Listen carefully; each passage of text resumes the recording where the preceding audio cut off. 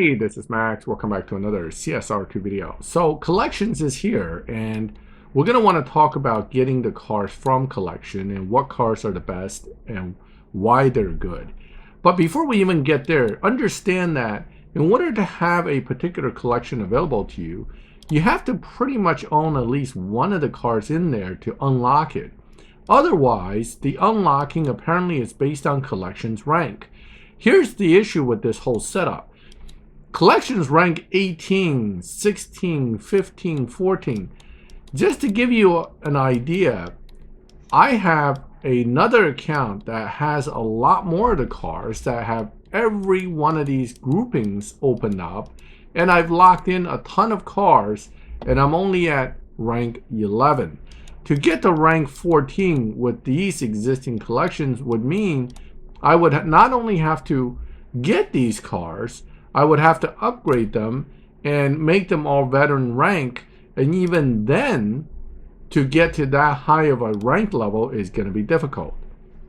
So for many players that are newer, this also means that you're just locked out of collections and the opportunities to get certain cars until you've gotten lucky at least to get one of these cars within the group, so you can then move on to get the rest.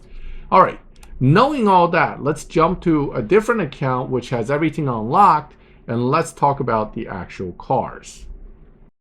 All right, so here we're looking at an account that has all the cars unlocked. So let's go ahead and go through these groupings and talk about which cars are really worth the tickets.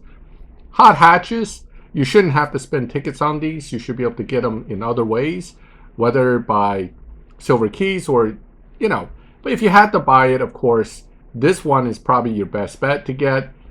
This one drops pretty often from silver keys when you're pulling for PC card. Now, when we get to Street Rapids, we start to have some actually decent cars. Ticket counts are based on the tier and type of stars, right? So gold star, low tier cars are the cheapest. You can get this car for 275 tickets. You can get the tier 4 cars for only 380 tickets, and tier 5 cars like 600 tickets for the gold star. In the Street Rapids, I would say the RS3 Performance Edition is a good car for tier 3 if you're interested in a car that can get you through Tempest. For live racing, RS6 Avant, RS7 Sportback are both decent cars in live racing. The RS e-tron GT I've seen people use in live, but it's not a top car for live racing. Where things get really good is when you start to be able to acquire the groupings that contain paid cars or prize cars, the purple stars. Now, purple stars will cost you more tickets than the equivalent gold stars. For example, a purple star car like the Jack Roush Mustang will cost you 800 tickets, and the Mach E will cost you 1275, which is even higher. So the Mustangs, though, the Jack Roush Edition Mustang is a great car to have. It's just really good at everything. It's probably what I would consider a top tier 4 car at the moment. Not to say the Dark Horse is not good. That's also a very good tier 4 car. But the Jack Roush basically outperforms it in everything. The Mustang Mach-E 1400 is a decent live racer. It's a low performance point, high evo car. But among the tier 5s that are available in collections, I would not jump on this too much, mainly because this car is very hard to drive and therefore isn't as easy to squeeze the most out of it once you acquire it. When you move to ringleaders, unfortunately, there's really nothing here that you should really go for initially. Save your tickets for something better. The only thing worth mentioning is the GT Black Series ends up being in 2 different groupings, and therefore it's, in a sense, 2 possible lock-ins for the price of 1. Although, even given that, it's just not a car that I'm that keen on, and these other ones in Shadow Fleet really isn't that interesting as well. So that brings you to some really awesome Nissans that are available in Precision Selection. The In Attack package is one of my highly recommended Tempest 3 Tier 4 cars, although if you went for the Jack Roush, you will not need this car. This car is also capable in live, but not as good as some of the better Tier 4s in live. For example, The Z Nismo R34 is a better live racer, in my opinion, than the In-Attack, although the In-Attack may be able to beat Dyno by a little more. If you were going to go for a Nissan in here, I would say save your tickets and grab yourself the Nissan GTR Nismo GT3. This is an excellent live racer, a tier 5, a purple star, but still uses Nissan Fusions and therefore isn't that difficult to build. That being said, of course, purple star means getting the stage 6s will be a lot more difficult, but if you're doing paid race pass, you're going to get universal stage 6s. This is one of the possibilities when it comes to tier 5 purple star. Out of these, the Juke is okay to have, but I wouldn't necessarily focus on these two in the beginning. I would say if you had to pick a precision selection car, focus on getting this first. If you need another live racer, this is better, but if you actually don't want to use the Mustang and you want to get the In-Attack, it is again a really good Tempest car. So precision selection has quite a few cars we can make use of. I talked about Shadow Fleet a little bit earlier, so we're going to jump right to Japanese tuners. Japanese tuners has some great cars, but these cars here, these are cars that normally require you to finish the elite tuner cars to get. They are still not available for tickets, so these cars will prevent you from finishing these collections. So keep in mind that if you're gathering Japanese tuners and you're missing the Supra, you'll never finish this collection, no matter how much work you put into it, unless you get this car from your leading other cars. That being said, in this grouping, unfortunately, there really isn't anything great. The NSXR you get for free anyway. The RW993 Rotana is used in some events, but for $12.75, I just have other cars that I'm going to be more interested in spending those tickets on. The Voltex Lancer Evolution is not a bad car, even in live. For 800 tickets, you're getting a Purple Star Tier 4 car. Of course, that comes with its own issues. Mitsubishi Fusions, Stage 6s, etc., etc. Again, not a bad car out of this grouping. If I had to get something, I would probably focus on getting that first. The LB Super Silhouette Sylvia is good on the numbers, but bad in actual practice. For some reason, this car does not lobby well, so I don't consider this as a good car to get.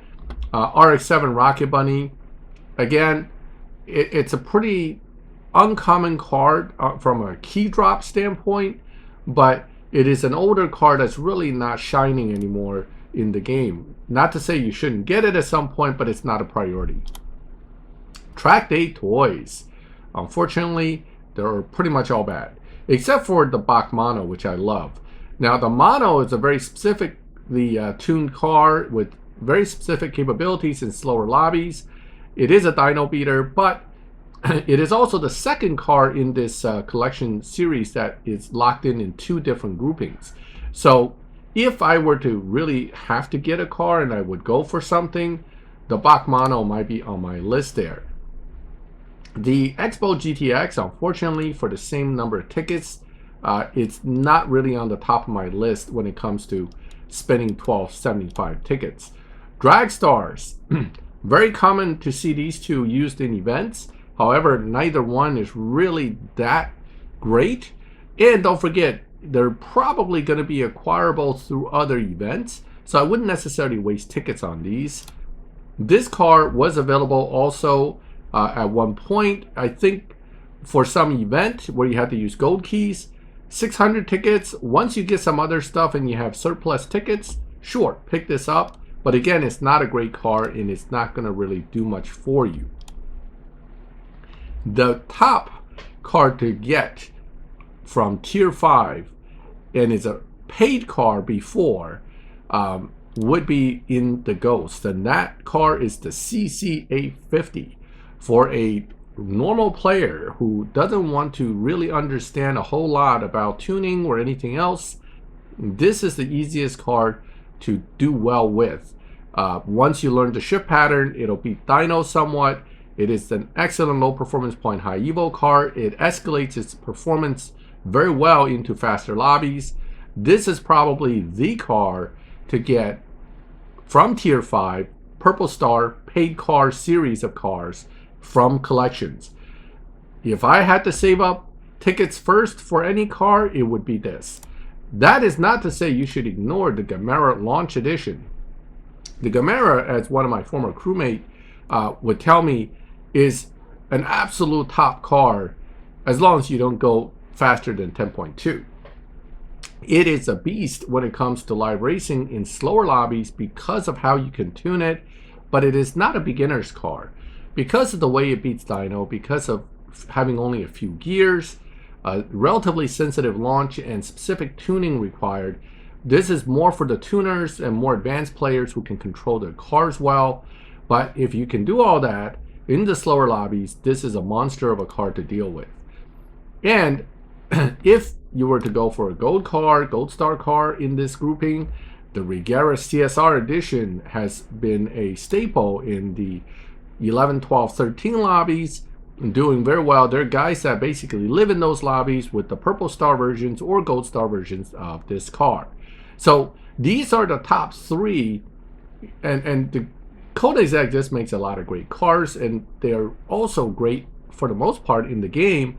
However, the 1-1 in the Gara RS would be the last I would focus on. If I were to have already acquired these and other good tier 5s, then I probably would pick up the Jesco. But the Jesco, unfortunately, nowadays isn't really that great when it comes to live racing. It is, however, a dyno beater that can be tuned to be rather dangerous in slower lobbies. Moving right along, RS Chronicles. Mission R concept is a viable live racer, but it's an electric car, it's a little sensitive to launch, and it's not the best car out there when it comes to once you upgrade it further. However, it is a very fast car running 6 point something, 6.9, 6.8, fully maxed. It is not a bad car, but if I had to go for 1725 to 1800 tickets, guess what? CCA 50 all day long. 935 Salzburg. I do have a live racing version of this set up in my garages. Again, not a top car, viable but not great. 1275 ticket car, Nismo GT3 trumps this car all day, every day. And the rest of these are not really worth even talking about as far as getting them for any purpose other than having them in the collection. 911R gets used in a lot of showdowns and stuff, but none of these are really priority cars to own. So, 90s Summit. Well, the F1 you have to acquire through Legends. You can't get it by ticket anyway. So, really you're talking about getting one of these two. Out of the two, 911 GT1 Strasser version is better as a live racer. CLK GTR is used a few times. I wouldn't say pretty often, but a few times in events. So, it's kind of a wash between these two. I would not really focus on getting either one of these as a priority though. They're coming after you get all the good stuff out of this collection event already. McLaren's shaped in surrey. Unfortunately, they all suck. I mean, I hate to say it this way, but there's nothing good here. I would skip all these cars until later on when you have nowhere to burn your tickets. Born in Britain. Well, see, here's where the mono pops up again, so there's that. However, the mono, if you like the mono, I have a video on the mono. It's a good car, but it's not really easy to be competitive with nowadays because it's not ultimately an effective low PP high evo car anymore.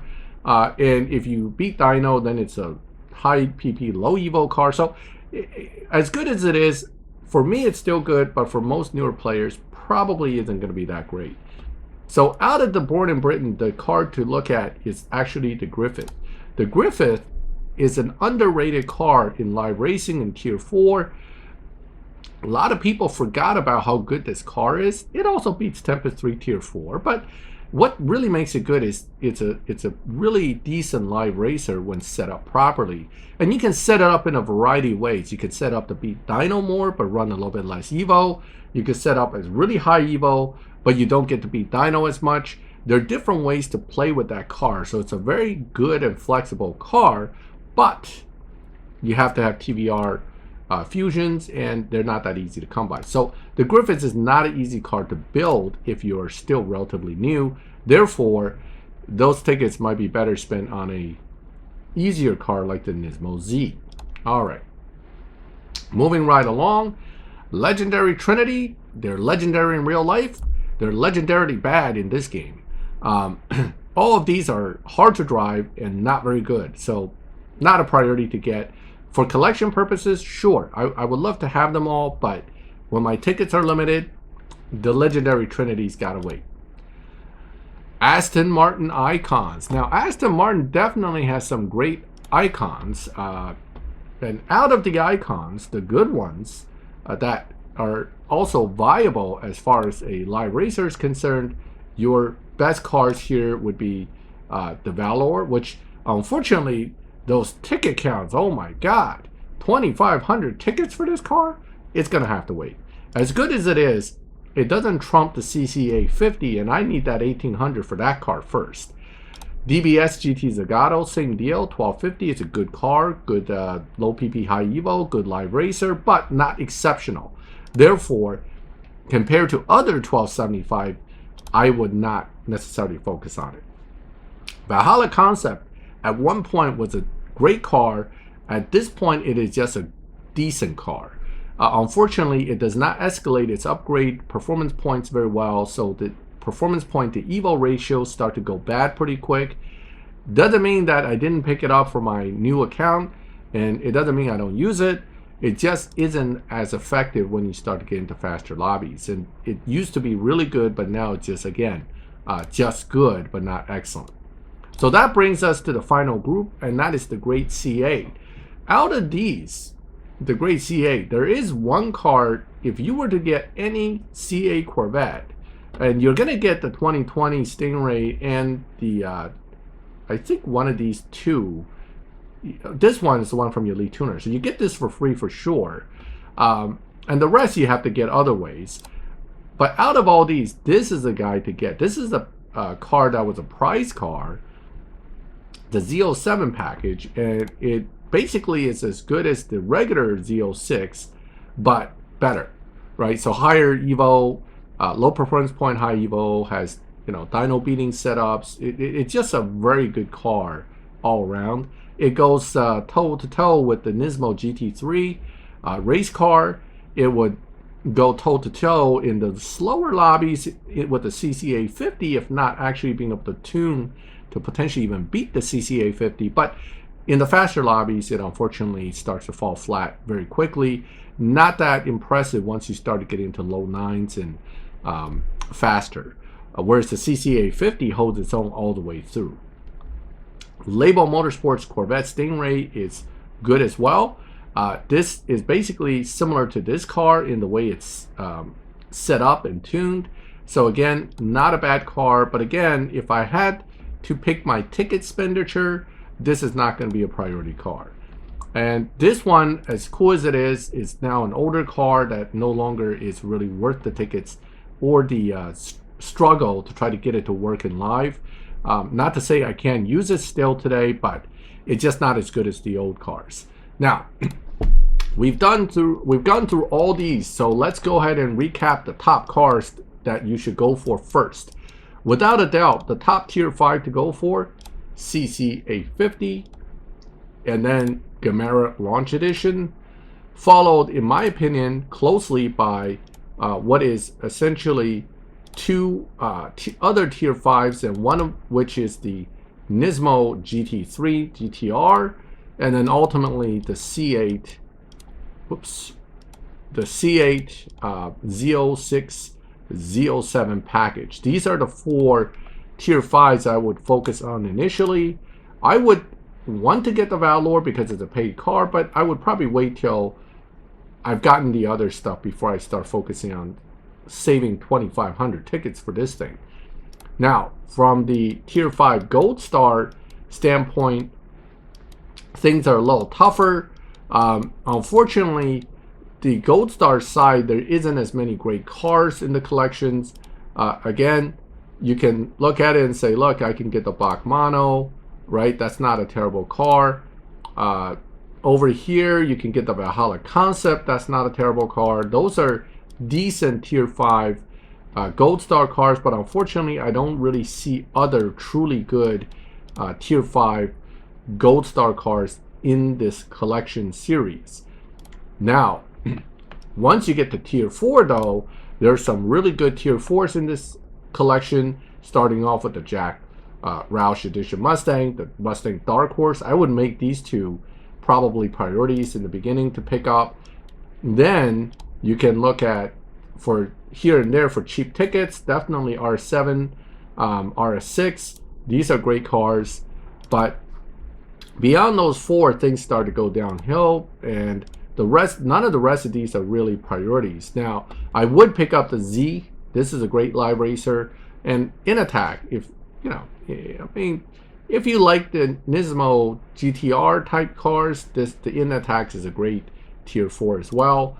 So when you start looking at tier 4s, you have a lot more options, but those are the ones I would consider to be priority pickups. Although the Voltex Lancer Evolution, not a bad car either. Definitely something to consider picking up pretty quickly when your tickets are available.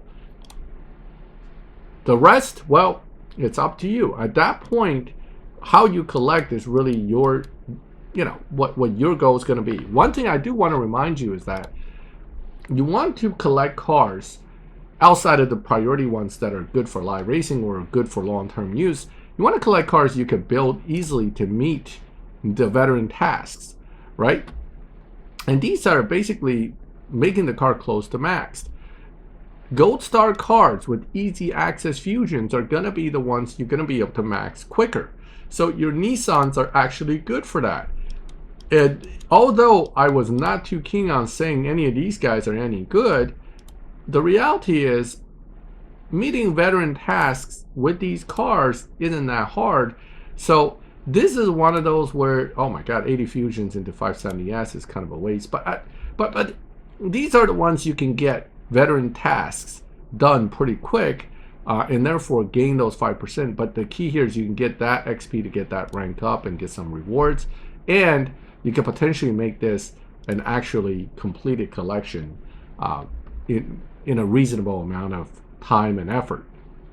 So that is it. That is my review of the collections cars. Which ones I think are the best, which ones I think you should prioritize. If you have any comments or questions, feel free to make them. If you like the video, leave a like. If you like my channel and like to get notified when I put up these videos, subscribe, hit the bell, and you get notified when I put up new videos. And as always, thank you for watching my videos. I'll catch you next time.